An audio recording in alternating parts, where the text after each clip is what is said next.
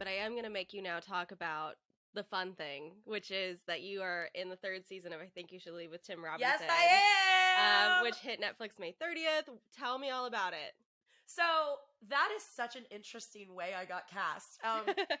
If some casting directors, and maybe you've had this with auditions and whatever, some shows now do a thing called block casting where they will cast a full season of a show months prior, and then they will call you like, yeah. So I auditioned for I Think You Should Leave in October.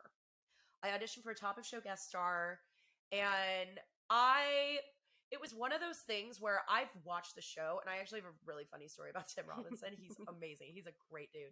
I watched the show. I tried to get the tone of it, and I get my tapes professionally done by my friends Mark and Brad. They have a great business called the Actors Collective, and they are really affordable self-tapes, like $20 for 30 minutes, fully color corrected, edited, and they're actors too, so they know about affordability. It's not like, you're paying $80 for, a tape studio or whatever. Right. So I got my tape done. I had fun. I completely forgot the material. And then the next week they called me for a different role. And I was like, oh, okay, cool, whatever. That's awesome that they like me.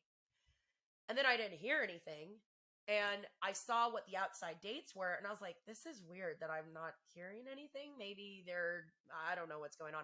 I went to a rave in San Francisco. Didn't hear anything. I came back November, didn't hear anything. My mom comes back, and my mom was in Oklahoma for 2.5 years after my dad passed, and she had to come back for medical stuff. Didn't hear anything.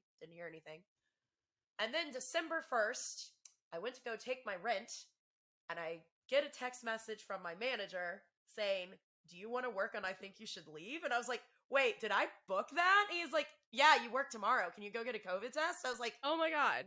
What?